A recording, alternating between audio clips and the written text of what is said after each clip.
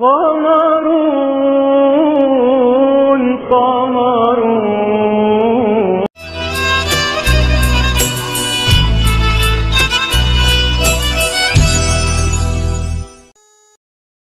Bismillahirrahmanirrahim. Bismillahirrahmanirrahim. Assalamualaikum warahmatullahi wabarakatuh. Innal hamdalillah nahmaduhu wa nasta'inu wa nastaghfiruh wa na'udzu billahi min syururi anfusina wa min sayyiati a'malina may yahdihillahu fala mudhillalah wa may yudlil fala hadiyalah. Asyhadu an la ilaha illallah wahdahu la syarikalah wa asyhadu anna Muhammadan abduhu wa rasuluh. Allahumma salli wa sallim wa barik ala hadzal nabiyil karim wa ala alihi wa sahbihi ajma'in. Kaum muslimin muslimat, saudara-saudariku yang semoga kita semua senantiasa dirahmati oleh Allah. Tidak luput kita dari rasa syukur kepada Allah dengan mengucapkan alhamdulillahirabbil alamin. Kita kembali dipertemukan Allah. Mudah-mudahan segala apa yang kita lakukan dan apa amal ibadah yang kita perbuat semoga dibalas Allah dengan pahala yang berlipat ganda. Bersolawat kita kepada Rasulullah sallallahu alaihi wasallam dengan ucapan Allahumma shalli ala Muhammad wa ala alihi washabihi wasallim.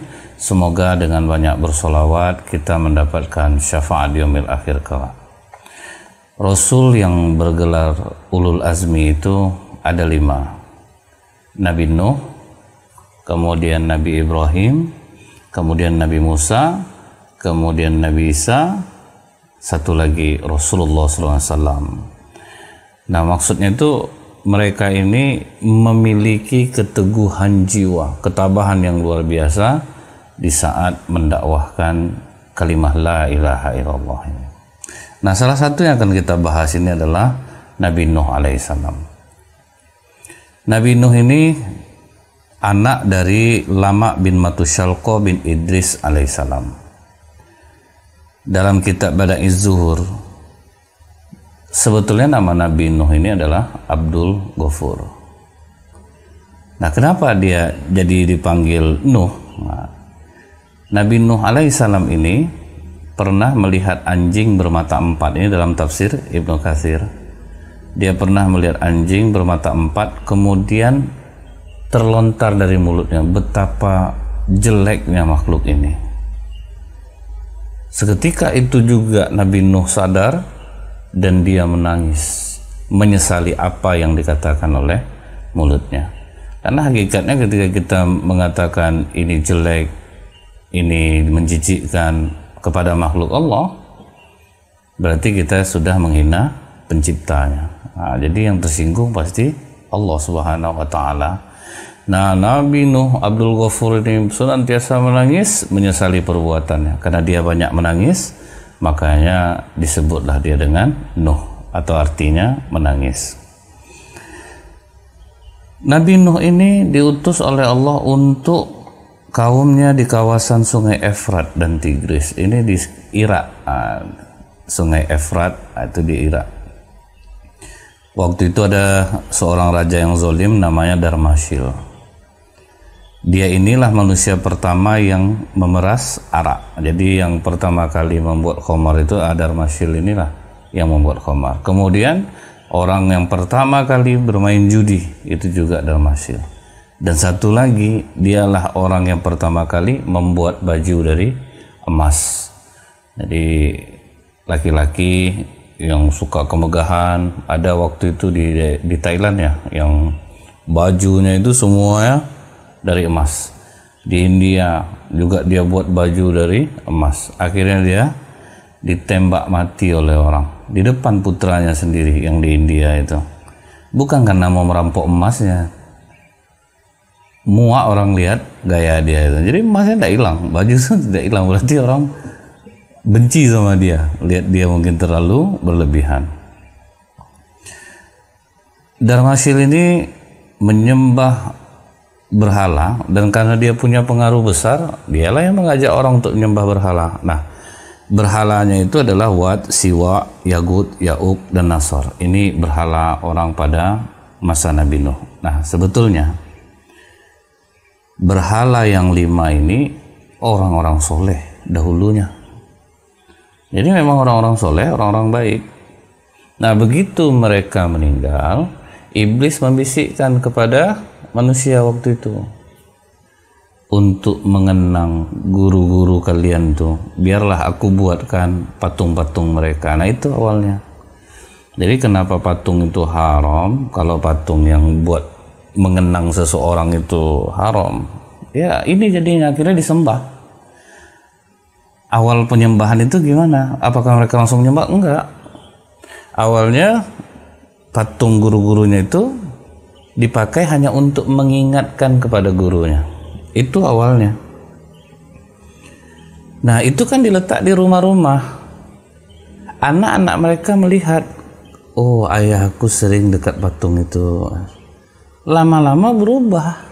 Akhirnya anak-anak menganggap bahwa patung itu untuk disembah.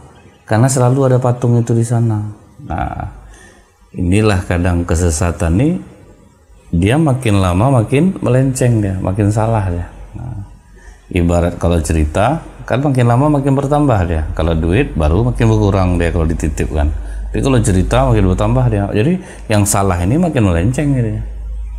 Sampailah akhirnya patung-patung itu disembah. Berhasil rencana iblis. Nah,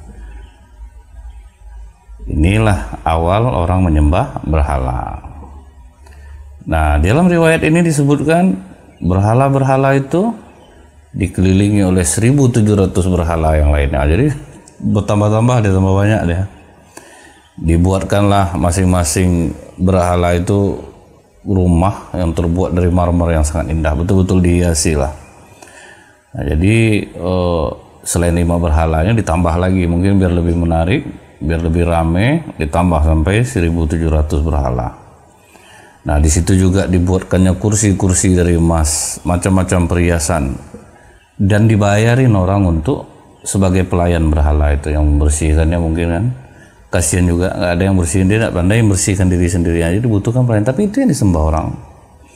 Cuman banyak orang yang kalau dia ditegur yang seperti ini, oh enggak, itu kan perantara kami untuk dekat kepada Allah, supaya kami mudah mengingat Allah dengan mengenang mereka. Nah, ini rata-rata orang jahiliyah, dia mereka tetap takut kepada Allah, cuma dijadikannya orang-orang soleh itu sebagai perantara.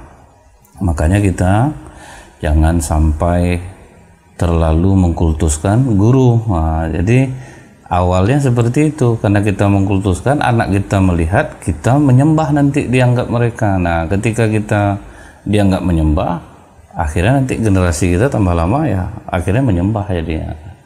Ini harus berhati-hati, jangan terlalu mengkultuskan. Beradab kepada guru harus merupakan satu kemestian, tapi jangan sampai mengkultuskan guru sampai nanti ke tingkat menyembahnya. Waktu hari raya, waktu hari raya pada masa itu, umat Nabi Nuh ini mulai menyalakan api di sekitar berhala-berhala yang untuk disembah. Kemudian ada kurbannya, mereka bersujud dekat berhala-berhala itu. Dan mereka membawa alat-alat musik, menabuh gong, menari, berpesta, minum arak, sambil mereka melakukan pesta yang tidak layak antara laki-laki dan perempuan. Nah, jadi betul-betul udah happy udah. Makanya melarang orang yang happy yang seperti ini sekarang, masalah diskotik, minum arak, judi, itu sulit. Dikarenakan apa? Orang yang sudah terkecimpung di dalam itu mereka diberikan kesenangan semu yang sangat luar biasa, sehingga susah untuk keluar dari itu. Nah, cuma Nabi Nuh ini dia tidak pernah tertarik dengan hal seperti itu. Nah, udah ada dari awal itu dia memang sudah tidak suka dengan hal-hal seperti itu. Sampai usia Nabi Nuh 480 tahun. Jadi udah cukup tua nih, menyaksikan hal seperti menjijikkan lah kalau untuk bertahun-tahun melihat hal yang seperti itu. 480 tahun umur Nabi Nuh, datanglah malaikat Jibril Nah, malaikat Jibril mengatakan, aku ini utusan Allah. Aku datang kepadamu membawa risalah, Allah mengutusmu untuk umatmu. Kemudian malaikat Jibril mengenakan baju mujahidin, istilahnya baju mujahidin kepada Nabi Nuh, dikenakannya sorban kemenangan, diberi ikat pinggang, yang nama ikat pinggang itu dalam riwayat ini Saiful Azmi. Kata malaikat Jibril, berilah peringatan kepada Darmasyil bin Fuail bin Jid bin Qabil bin Adam. Jadi ini terusan dari keturunan dari ke atasnya Darmasyil ini. Nabi Nuh semangat. Jadi karena sudah ada amanah, Nabi Nuh tidak segan lagi. Udahlah, sendiri-sendirilah aku keluar. Mulai Nabi Nuh mendakwahi Raja Darmasyil, umatnya. Tetapi semakin mereka dikasih tahu, semakin jauh pembangkangannya. Jadi memang bagi para pendakwah, jangan pernah kita melemah hati kita ini dari berdakwah.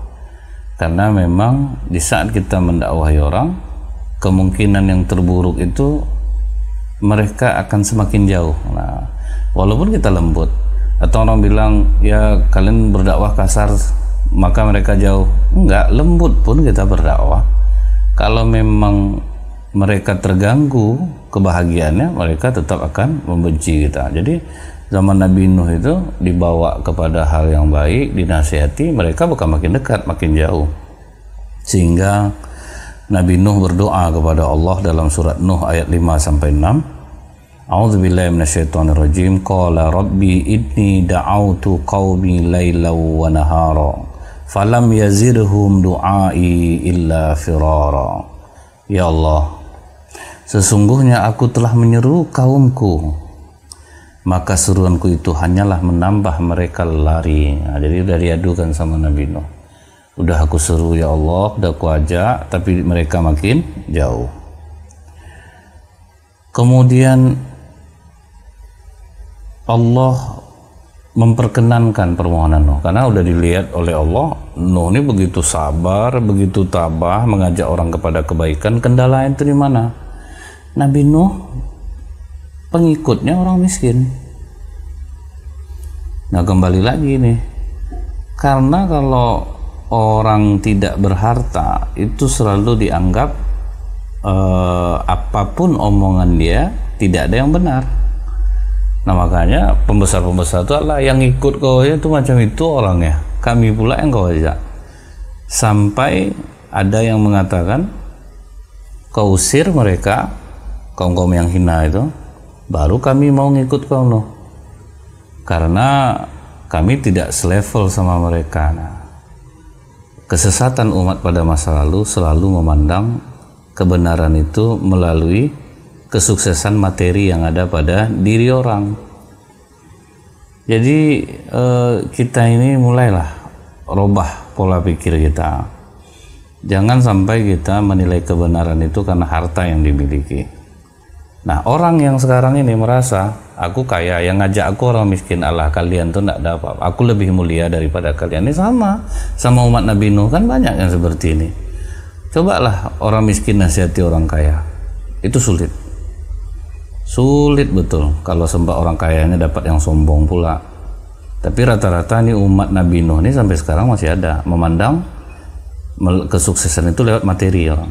Nah, kalau orang tuh kaya yang ngomong itu dia dengar. Kalau orang miskin yang ngomong seberapapun betul yang diomongin dia, mereka tidak mau. Oh, Nabi Nuh nggak mau dia. Walaupun kaumku miskin, bukan itu ukuran kebenaran di sisi Allah. Mereka ikut dengan aku. Jadi umur Nabi Nuh itu 950 tahun. Dari umur 480 berdakwah, berapa pengikut Nabi Nuh? Cuman 80 subscriber Nabi Nuh. Bayangin tuh, kalau ibarat subscriber sekarang ini ya cuma 80 lah. Sementara orang jadi YouTuber sekarang ini dalam 1 tahun sudah berapa subscribernya, banyak pengikutnya, senang orang dengan kontennya. Tapi Nabi Nuh hampir separuh umurnya loh dia berdakwah, hanya dapat berapa? 80 orang Jadi kebenaran itu ukurannya bukan jumlah. Nah, itu yang harus kita ingat. Jangan gara-gara kita sedikit benar, kemudian yang tidak benar banyak. Oh ya berarti aku ini yang tidak benar. Tidak bisa juga jadi ukuran. Cuman harus ingat juga, tidak selamanya kita yang sedikit menganggap bahwa oh iya kan mengukuran benar itu kan jumlah. Ukuran kebenaran itu kita mengikuti apa yang diperintahkan Allah dan Rasulullah. Itu kebenarannya. Nah, jangan ukurannya itu kebenaran di kita aja, egois kita namanya. Tapi ukuran itu standarnya harus syariat kita. Nabi Nuh berdoa lagi kepada Allah dalam surat Nuh ayat 26-27. Rabbi la tazar 'alal ardi minal kafirin. Ya Allah, janganlah engkau biarkan seorang pun di antara orang kafir ini tinggal di atas bumi. Wah, Nabi Nuh kok katanya ulul azmi, tapi kok doanya seperti ini? Waduh, ini kesabarannya sudah luar biasa, 400 tahun lebih. Sementara kesabaran kita mungkin 1 tahun aja udah KO kita. Ini 400 tahun. Ini udah luar biasa dahsyat sabarnya. Allah perkenankan doa Nabi Nuh ini. Nah, Allah perkenankan. Maka sebelum datang banjir besar, dan itu tuh seluruh bumi, kejadiannya itu seluruh bumi, bukan bagian dari Tigris saja, seluruh bumi pernah terbenam, dan itu terbukti secara ilmiah bahwa bumi pernah terbenam. Allah perintahkanlah Nabi Nuh buat bahtera. Tapi apakah langsung kayu-kayu diturunkan Allah dari langit? Tidak. Nanam dulu. Nah, menanam pohon itu untuk dibuat kapal itu pun cukup lama, menunggu dia sampai layak untuk dijadikan bahan pembuat kapal. Artinya apa? Tidak ada agama Islam ini, ajaran Allah ini yang bertentangan dengan akal. Sebetulnya tidak ada, orang aja yang membenturkannya. Kalau mau sesuatu, usaha dulu. Ya kan benar itu kan? Walaupun seorang nabi bukan berarti serta-merta dakwahnya gampang, ditolongin Allah, punya ilmu kebal, punya apa segala macam. Enggak juga. Justru mukjizat Nabi Nuh cuma ini. Nabi Nuh nggak ada kekuatan berperang. Nabi Nuh tidak ada kekuatan uang. Nabi Nuh tidak ada diberikan kelebihan apa gitu, tidak. Cuman mukjizat Nabi Nuh bikin kapal. Artinya apa? Tidak selamanya mukjizat itu dalam bentuk kekuatan, dalam bentuk kekuasaan, tidak. Jadi ada nabi-nabi Allah ini miskin, mukjizatnya apa? Bikin kapal. Itu mukjizat Nabi Nuh. Artinya usaha. Bangun, tanam dulu, setelah puluhan tahun sudah layak itu untuk dibuatkan kapal, baru ditebang, baru mereka membuat kapal. Dan kapal itu dalam riwayat berapa lama membangunnya? 40 tahun. Selama 40 tahun itulah Nabi Nuh dibuli setiap hari tanpa henti. Aneh kan? 40 tahun dibuli. Anehnya itu apa? Sabar Nabi Nuh. Dia bikin kapal itu di atas bukit gurun pasir. Nah, setiap hari dicemooh. Nanti akan kita bahas mengenai pencemoohan ini. Kita anggap sekarang ini kapal itu sudah selesai. Mereka mengolok-olok Nabi Nuh setiap hari. Nah, setelah selesai kapal itu, maka Nabi Nuh tetap diam. Orang mengolok-ngoloknya, menghinanya, membulinya, Nabi Nuh diam. Nah, ini yang harus kita contoh kesabaran ketika kita dihina, ketika kita direndahkan, ketika kita dibuli orang. Cuman Nabi Nuh cuman ngomong apa? Kali ini kalian mengejek aku, suatu saat kami akan mengejek kalian. Cuman itu yang dikatakan Nabi Nuh. Karena apa? Bikin kapal kok di gurun. Memangnya mau diapain tuh kapal? Sampai akhirnya air bah itu mulai keluar air dari dapur, yaitu tandanya dari tanur, dari dapur tempat pembanggangan roti. Udah nampak Nabi Nuh tanda keluar air, maka Nabi Nuh langsung membawa kaumnya.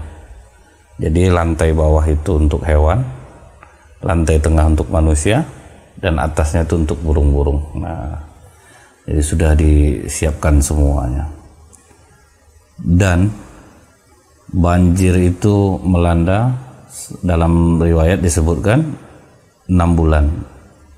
Ada lagi yang mengatakan 150 hari, 5 bulan. Nah, ini tidak perlu kita perdebatkan.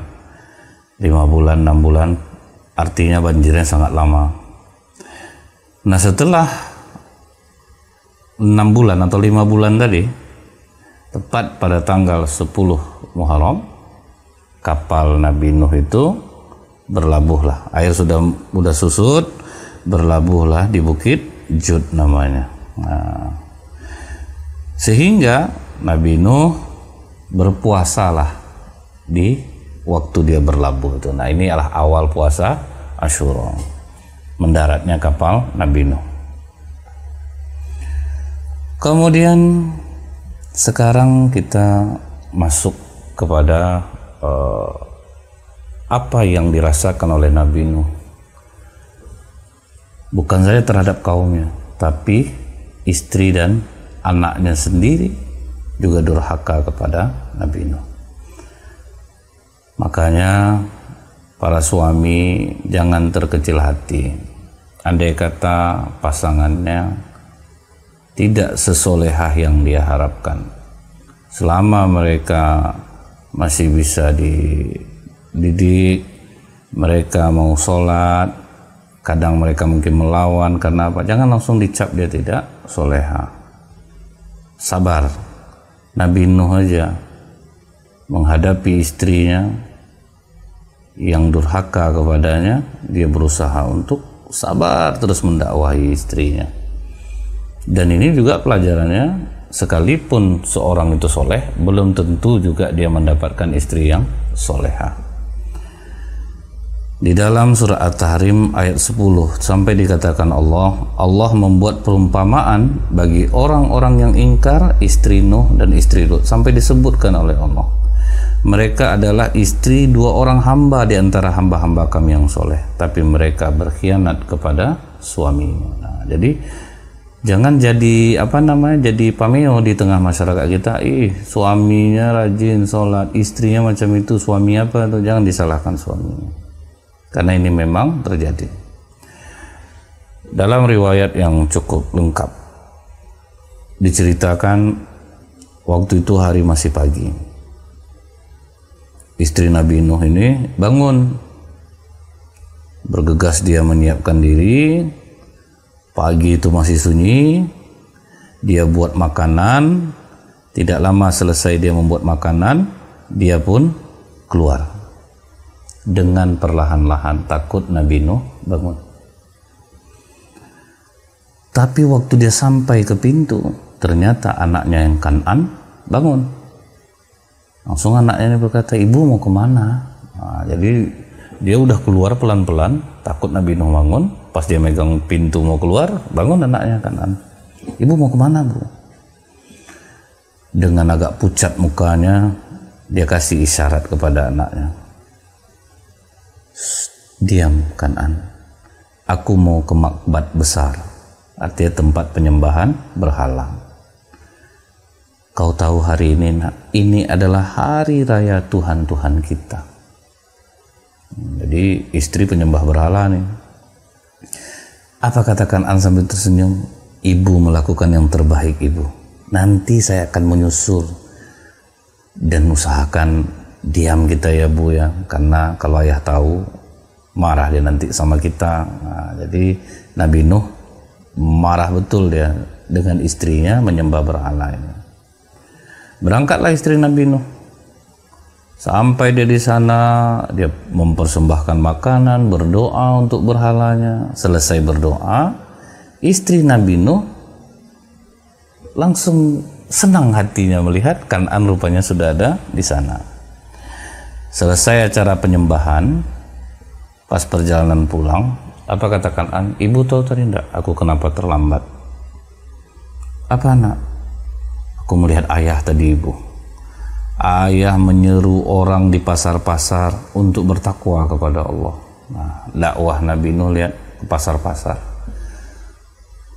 Rasulullah mengatakan apa? Pasar itu iblis mengibarkan benderanya di pasar. Kadang yang kasihan kita, sholat udah rajin para pedagang ini, puasa udah rajin, cuman dapat dakwah ini kurang. Nah, ini bagi sebagian ya. Akhirnya apa? Mereka berdagang menipu orang. Dapat dia orang yang bodoh-bodoh, nah, itu makin digoreng sama mereka. Makanya kalau kita menjadi pedagang, bukalah hati ini untuk mau mendengarkan dakwah. Ada masjid-masjid di dekat situ, kadang tuanya udah sampai itu. Nah, itu yang harus didengarkan, karena dakwah Nabi Nuh dulunya sering di pasar. Bertakwalah kepada Allah, karena kalau pedagang bertakwa dia kepada Allah, dia tidak akan menipu orang. Dia akan mengambil keuntungan sesuai dengan hal yang pantas, harga yang pantas untuk mereka jual. Kalau tidak, kadang barang itu jelek, dijualnya malah mahal. Nah, dan itu dianggap kecerdasan. Itu yang banyak terjadi di pasar-pasar. Sehingga kita kadang miris juga, gitu. Sampai ada pasar yang terbakar berkali-kali. Sebetulnya Allah udah kasih teguran. Karena ketika Allah memberi teguran, sama pedagang-pedagang baik pun kena. Pedagang yang baik pun kena. Kendati pun pedagang yang baik ini, sekalipun mereka rugi, Allah akan bangkitkan mereka lagi. Nah, jangan pula pedagang yang tersapu bersih pula dengan peristiwa kebakaran. Loh, kenapa Allah kok kena juga aku? Nah, begitulah Allah. Kalau menurunkan musibah, maka yang baik pun semua kena. Sama dengan virus corona ini. Yang baik pun kena semua. Nah, cuman beda penilaiannya di sisi Allah. Akhirnya istri Nabi Nuh ini mengatakan, kalau begitu ayahmu ini udah cari gara-gara ini. Padahal yang ngasih kita rezeki, yang memelihara kita kan sesembahan kita, nak. Nah, akhirnya mereka diam sepanjang jalan, kesal sama suaminya. Mereka sudah sampai di rumah. Malam itu Nabi Nuh lambat pulang. Begitu Nabi Nuh sampai di rumah, dia letakkan tongkatnya, dia dekati istrinya, anaknya. Kemudian istrinya bertanya, mengapa kau lama betul pulang? Kata Nabi Nuh, aku menyampaikan risalah Allah. Risalah apa itu? Kata istrinya, ketus. Risalah agar manusia ini menyembah Allah dan meninggalkan berhala. Kau ini aneh Nuh, kita udah bertahun-tahun hidup bersama. Tapi kenapa kau kini mulai berselisih faham dengan apa yang disembah oleh kaummu? Kata Nabi Nuh, bukan sekarang aja, kan dari dulu aku memang sudah tidak mau yang seperti itu. Kalian yang keras. Allah telah memilihku, istriku, untuk menjalankan tugas ini. Sekarang kumpulkanlah anak-anak kita. Aku akan menyampaikan risalah ini. Nah, anak Nabi Nuh itu kan 4. Nah, yang 3 lagi ini masih tidur. Apa kata istri Nabi Nuh? Dia tidur, tidak usah bangunkan lagi. Kan'an bangun. Kata Kan'an, ada apa ibu? Ini ayah kau nih ya. Dia mau menyampaikan risalah bahwa kita salah menyembah berhala-berhala kita. Nah, udahlah ya, sampaikan aja lah sama kami, gak usah mereka dibangunkan. Kata Nabi Nuh, oke, kalian duduk, aku sampaikan risalah ini. Enggak pula mereka mau. Ngapa pula ya, tergesa-gesa, enggak usah lah malam ini, banyak hari lain lagi, tidur aja kita. Nah, jadi enggak pula mau. Nampak pembangkangan mereka, anak durhaka, istri pun durhaka. Kata Nabi Nuh, tidak, harus malam ini aku sampaikan tanggung jawabku ini. Karena kalian kan ahli baitku. Aku harus menyeru kalian supaya kalian mau bertakwa kepada Allah. Karena mereka ribut, berdebat, anak-anak Nabi Nuh yang lain bangun. Nah, Yang 3 orang tidur bangun. Namanya Sam, Lam, dan Yafid. Nah, mereka bangun. Ada apa ini ayah? Kenapa ribut-ribut ibu? Begini nak, ayah ini diutus oleh Allah untuk mendakwahkan agar mau meninggalkan berhala-berhala. Sebentar ayah, kata anak yang bertiga ini. Siapa Tuhanmu itu hai ayah? Dijawab oleh Nabi Nuh, dialah yang menciptakan langit dan bumi. Dia yang memberi kita rezeki. Dia yang mematikan semua manusia.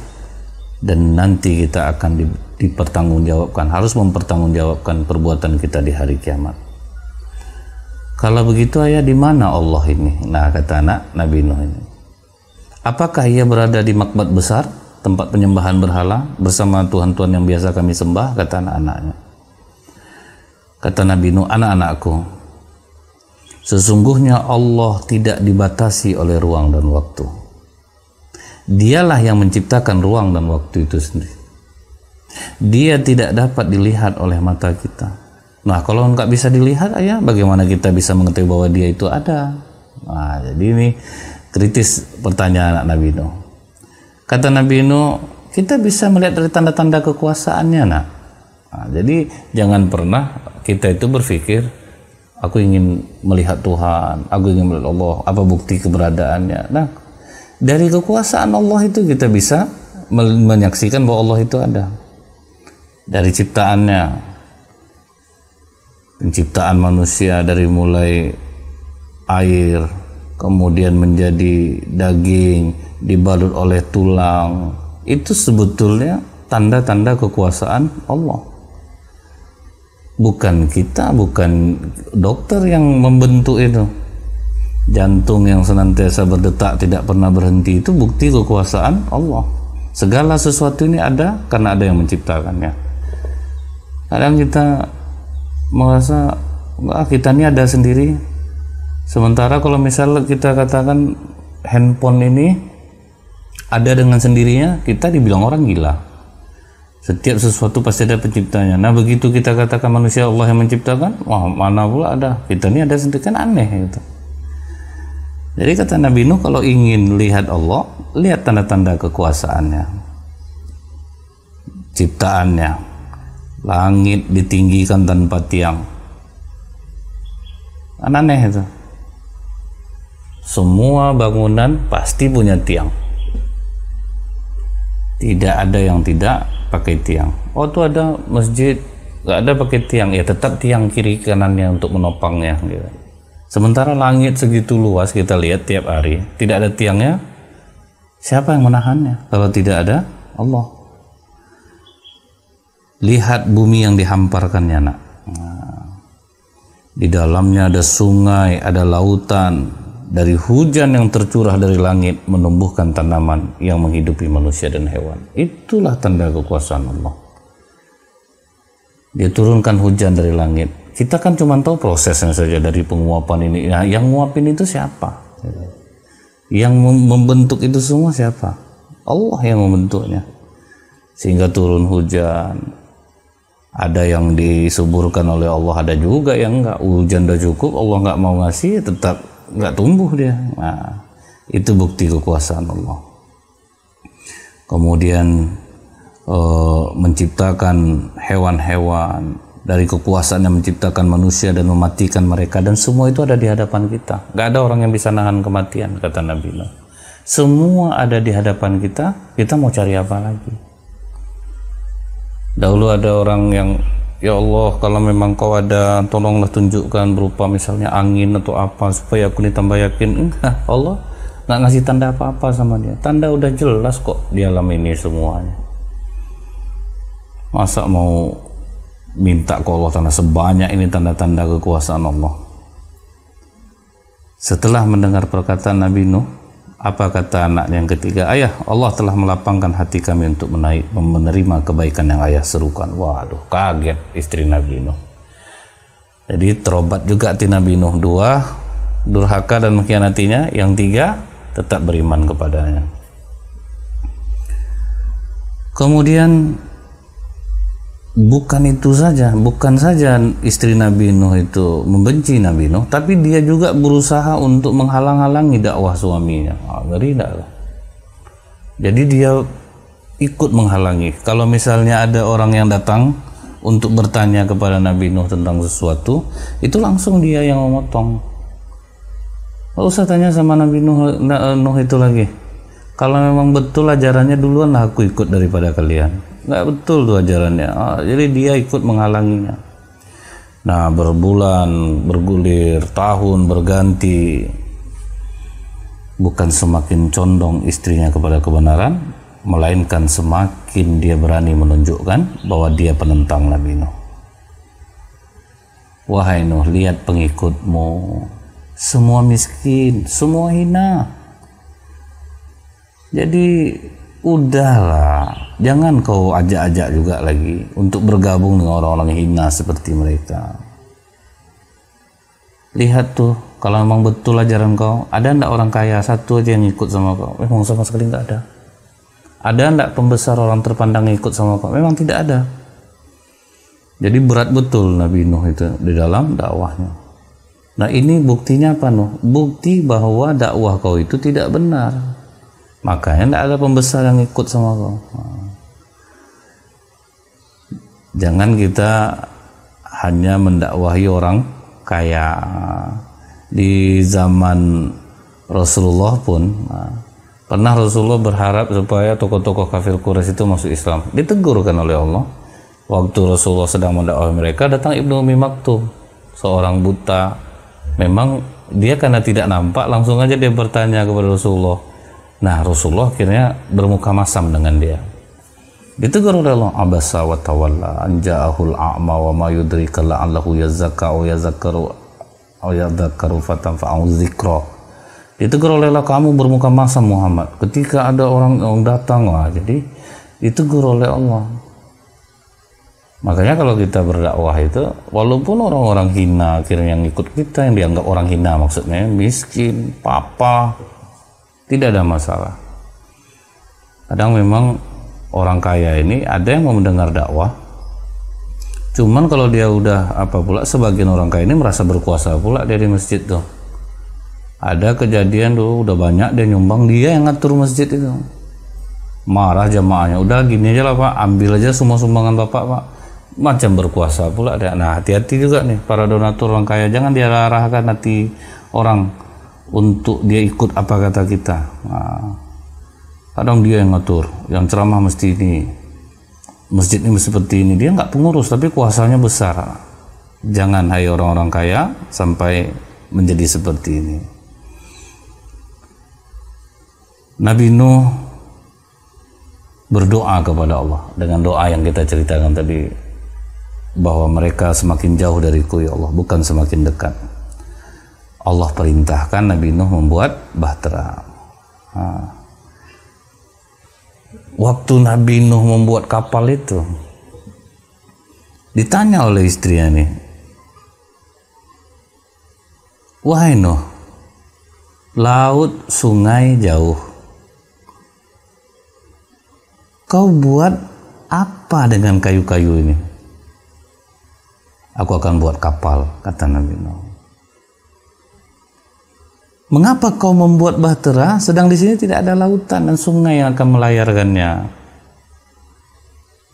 Bahtera ini akan berlayar ketika datang perintah Allah, istriku. Hai Nuh, bagaimana orang yang berakal akan menyanggahnya bahwa ini bisa terjadi? Bagaimana caranya Nuh? Kau bikin di atas bukit dekat padang pasir ini. Kata Nabi Nuh, nanti kau akan melihat bahwa hal ini akan terjadi. Apa kata istri dengan sinis?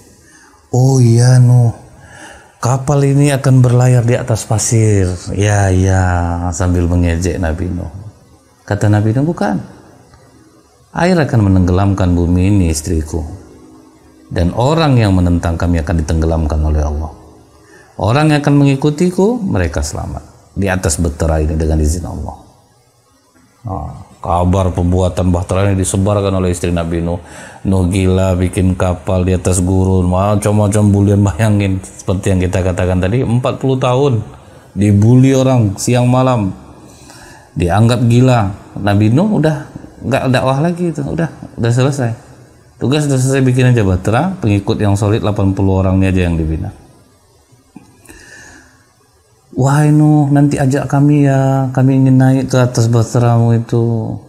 Kami ingin lihat pula bagaimana kapal jalan di atas padang pasir yang tandus.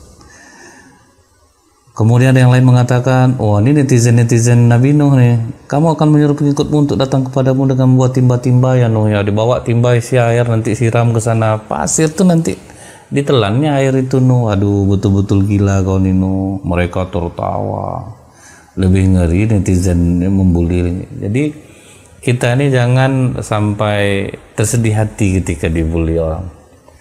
Belum seberapa hinaan, hantaman orang ke kita, belum seberapa. Nabi Nuh menahannya sebelum kapal itu siap aja, menanam pohonnya udah berapa tahunnya.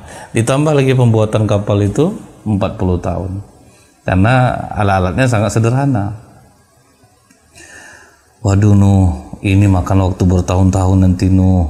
Air itu akan diserap air, gimana mau mengangkat timba untuk menyiram pasir itu sampai penuh katanya. Nah, mereka tertawa-tawa. Kemudian apa kata Nabi Nuh? Dalam surat Hud ayat 38-39, kamu mengejek kami, kami juga akan mengejek kamu. Kelak kamu akan mengetahui siapa yang akan ditimpa oleh azab yang menghinakan, aku atau kalian. Nah itu. Begitu sudah selesai kapal itu, ejekan tidak juga berhenti. Udah selesai kapalnya, ejekan pun tidak berhenti. 40 tahun diejek. Apalagi istri Nabi Nuh, dia selalu memberitahu, wahai Nuh, menderita betul lah hidup kau ini. Oh, makin sundak kaum Nabi Nuh, karena istrinya sendiri ikut menertawakan suaminya. Suatu hari istri Nabi Nuh ini tiba-tiba terbangun. Bangkit, dia jumpai Nabi Nuh yang sedang mengumpulkan hewan-hewan.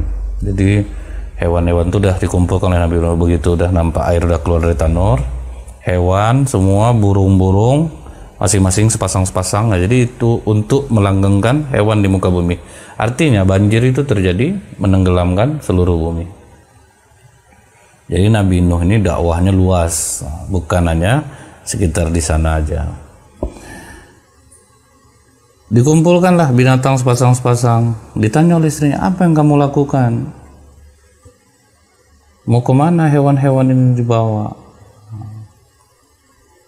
Kan orang udah mulai berkembang gitu, cuman belum sampai ke seluruh dunia orang ada gitu. Ini apa namanya, Nabi Nuh keturunan ke-9 kalau tidak salah. Nah, jadi sudah lumayan banyak orang yang didakwahi. Mau kau bawa kemana hewan-hewan ini, burung-burung ini? Nanti kami nggak makan apa-apa nanti kalau kau bawa semuanya. Apakah kau kasih makan untuk pengikutmu hewan-hewan ini? Kata Nabi Nuh, bukan. Allah memerintahkan kepadaku untuk membawa hewan-hewan dan burung-burung itu di dalam bahtera. Agak panik istrinya kali ini. Bagaimana Tuhanmu memerintahkan semua ini? Karena kata Nabi Nuh, semua binatang ini aku masukkan ke dalam kapal dengan kebenaran perintah Allah. Dan agar melanggengkan hewan ini nantinya setelah kami berlabuh, hewan ini tetap langgeng ada di muka bumi. Kelak air bah akan datang istriku. Mereka akan menenggelamkan segala sesuatu dan tidak akan ada yang selamat kecuali siapa yang naik ke dalam bahteraku untuk kemudian memulai kehidupan dunia baru yang muncul dengan fajar keimanan. Nah, inilah yang waktu film Kiamat 2012 itu ada yang selamat. Sebetulnya mereka ngadopsinya dari sini nih. Ada yang selamat di dalam kapal. Jadi itu bukan kiamat, banjir besar. Istri Nabi Nuh mulai agak takut dia nih. Agak terasa di jiwanya tuh, waduh, apakah ini benar? Dan dia nggak mau bantah yang terakhir ini. Cuman kalau jiwa sudah tertutup, keras kepala tuh, kesombongan, tidak mau kalah. Orang yang dia tahu sebetulnya, banyak orang tuh, orang sekarang ini kan dia tahu dia salah, tapi dia keras aja, dia tahu dia salah. Ini keturunan istri Nabi Nuh mungkin. Udah salah nggak ngaku, lagi keras hati. Kemudian banjir mulai datang, orang mulai terperanjat. Waduh, ternyata benar. Wah, mereka menyelamatkan diri, naik ke atas gunung-gunung, ke bukit-bukit, dari atas air, dari bawah air. Mereka lari mondong-panting menyelamatkan diri. Sampai akhirnya Nabi Nuh berlayar di atas air tanpa istri, tanpa anaknya Kan'an. Yang tiga, Sam, Lam, Yafid, naik ke atas kapal. Tapi sebagai seorang ayah, Nabi Nuh sedih juga. Dia melihat anaknya dari jauh. Wahai Kan'an, ayo naik, ayo naik. Dengan sombong anaknya mengatakan, aku akan mencari perlindungan ke atas gunung ayah. Aku akan diselamatkan dari air bah ini. Kata Nabi Nuh, tidak ada pelindung hari ini nak. Ayo naik. Akhirnya gelombang besar datang, menutupi Kan'an. Istrinya pun begitu juga. Nabi Nuh sedih. Kata Allah, wahai Nuh, dia bukan golonganmu. Jadi tidak perlu kau bersedih, mereka bukan golonganmu. Artinya suami tidak bertanggung jawab terhadap istrinya. Jika dia sudah membawa kebaikan, istrinya tidak ikut, anaknya tidak ikut, suami tidak bisa disalahkan lagi. Di orang-orang tua, jangan merasa khawatir, jangan merasa sedih, tetap semangat. Kita sudah menyampaikan kebaikan kepada anak kita, kepada istri kita, mereka tidak ikut, jangan itu jadi beban betul. Allah tidak akan menghisap kita untuk itu kalau kita sudah menyampaikan kebaikan. Begitu juga dengan Nabi Nuh, mereka tidak golonganmu Nuh. Mereka ingkar kepada Allah melalui dirimu. Kemudian Nabi Nuh alaihissalam ini berlayar. Selama di atas kapal itu, kita tarik sedikit ke belakang. Ini bukan selama di atas kapal ini, kita tarik sedikit ke belakang. Sampai-sampai kaum Nabi Nuh ini mengolok-ngolok Nabi Nuh waktu membuat kapal itu. Nah, jadi ini kembali lagi ke belakang. Mereka buang kotoran di atas kapal Nabi Nuh. Jadi kapal Nabi Nuh itu dibuat seperti WC yang sangat besar. Bayangin aja tinggi orang 30 hasta. Ngeluarin kotoran tentu sebesar ember tuh ukurannya kan, sesuai dengan tinggi badannya. Habis tuh kapal Nabi Nuh. Mereka selalu pengen buang air besar, naik ke atas bukit itu diberakin kapal Nabi Nuh. Nabi Nuh pasrah karena nggak bisa untuk membersihkannya, sumber air jauh. Nah, ini ketabahan Nabi Nuh nih. Akhirnya Allah tunjukkan kuasanya. Ada seorang tua kakinya pincang, dia pengen buang air besar ke atas kapal Nabi Nuh. Susah cari tempat karena udah penuh, situ satu onggok, situ satu onggok, situ. Udah payah dia jalan, akhirnya terpeleset jatuh. Kakinya yang pincang itu kena tai. Yang ada di kapal Nabi Nuh sembuh. Dia pun berlari ke bawah. Hei masyarakat, berkumpullah. Ternyata kotoran yang ada di kapal Nabi Nuh mengandung berkah. Kalian tahu selama ini aku pincang, sekarang aku sudah bisa berjalan. Viral lah berita itu. Mereka naik lagi ke kapal itu, sampai dikikis semua kotoran itu, membersihkannya. Nah, itu cara Allah menghukum kaum Nabi Nuh yang mengolok-olok Nabi Nuh. Akhirnya semua kotoran itu diambilin sama mereka, dibawa pulang. Nah, ini cerita sebelum mereka naik ke kapal. Nah, kemudian kita masuk nih. Sewaktu di dalam kapal itu, ini riwayat dari Wahab bin Munabih. Dia ini terkenal dengan sejarah-sejarah Israiliyat. Israiliyat ini adalah cerita orang-orang Yahudi yang masuk Islam. Kemudian mereka menceritakan tentang kitab-kitab mereka. Makanya kata Rasulullah, berita Israiliyat itu jangan dipercaya dan jangan pula didustakan gitu. Maksudnya itu apa? Ya antara percaya dan tidak. Selama itu baik, tidak apa-apa. Tapi kalau sudah berlebih-lebihan itu jangan. Nah, ini Israiliyat. Ini sama riwayat yang diriwayatkan oleh Wahab bin Munabih. Ketika kapal Nabi Nuh sudah berada di laut, kapal masih berlayar, maka Nabi Nuh itu sempat mengumumkan kepada seluruh hewan-hewan dan manusia tolong kalian yang sepasang-sepasang jangan ada yang melakukan perkawinan. Karena kalau kalian melakukan perkawinan, nanti kalian beranak pinak. Sama tahu lah kalau binatang beranak pinak, ada yang 5, ada yang 7 gitu. Nanti berat kapal ini, kita tidak tahu sampai kapan kita berlayar. Dan di situ ada anjing juga ada kucing. Ini sejarah perseteruan antara anjing dan kucing. Kemudian ternyata anjing tidak tahan. Anjing tidak tahan menahan nafsu, maka dia bersenggama dengan pasangannya. Nah, diintip oleh kucing. Kucing yang ngintip-ngintip nih. Kalau orang yang suka ngintip-ngintip aib, itu kucing lah tuh. Kalau kucing di depan kita kan nggak mau dia makan. Kalau kita kasih ikan, daging. Tapi kalau kita melengah, dia mengawasi dia. Sifatnya kucing ini. Nampak oleh kucing, kucing mengadu kepada Nabi Nuh. Wahai Nuh, aku telah melihat anjing bersenggama dengan pasangannya. Maka Nabi Nuh datang memanggil anjing. Anjing, sini lu anjing. Oh, ada apa Nabi Nuh? Betulkah kau bersenggama dengan istrimu? Tidak, aku tidak ada melakukannya. Maka Nabi Nuh tidak menghukumnya. Ya sudahlah, kalau memang dia tidak mengaku.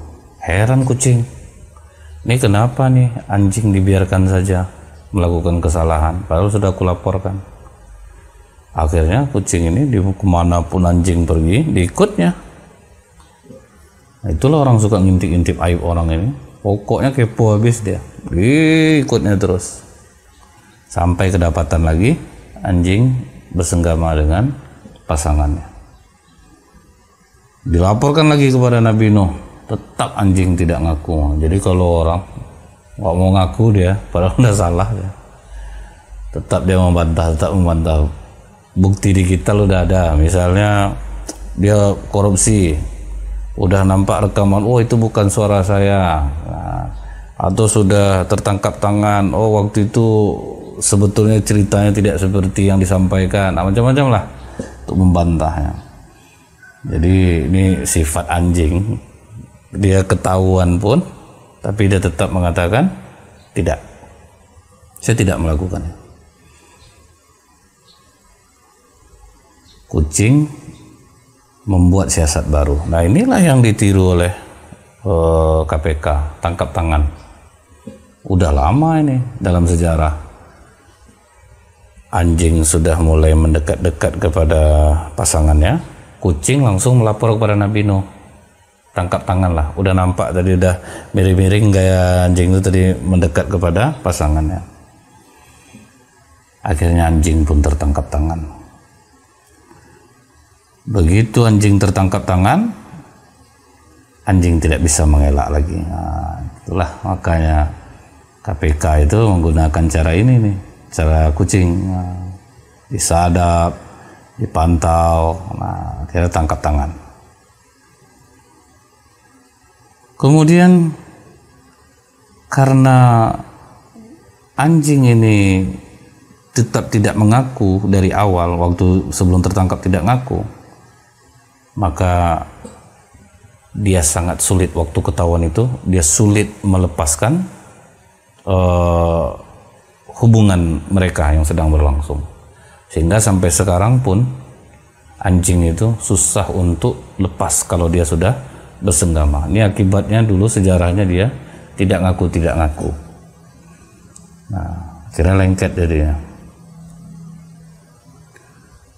Kemudian anjing merasa dipermalukan oleh kucing. Nah, anjing merasa dipermalukan oleh kucing, dia pun berdoa kepada Allah, ya Allah, kucing telah mempermalukan aku di hadapan semua makhluk ketika aku sedang bersetubuh. Permalukan pula dia ya Allah. Nah, doa anjing pun dikabulkan oleh Allah. Makanya ketika kucing itu dia bersenggama, walaupun dia sembunyi, tetap dia meraung-raung membuka aibnya sendiri.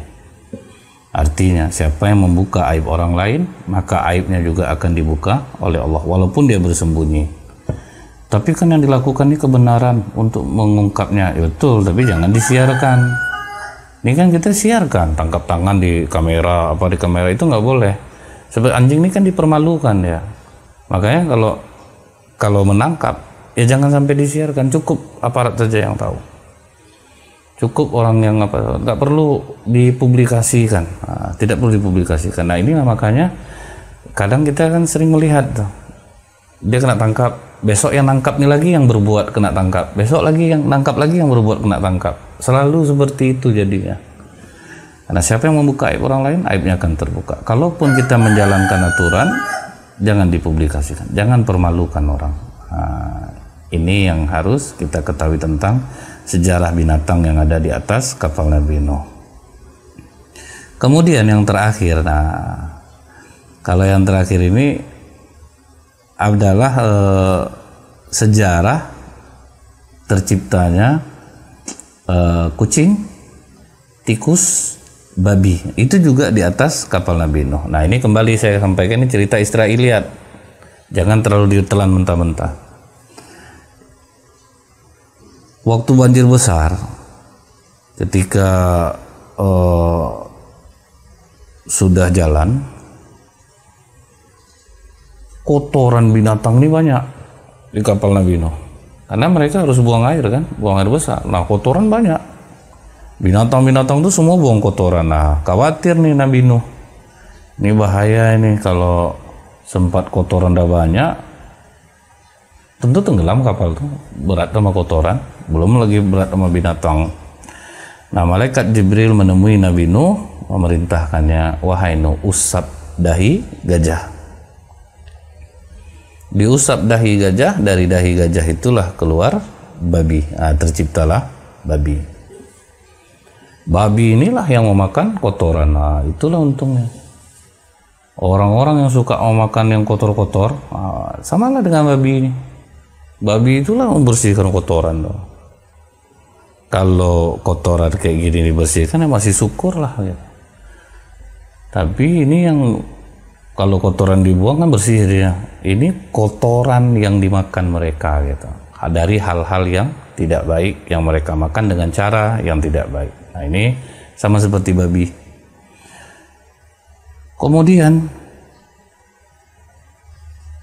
iblis yang ikut di atas kapal tersebut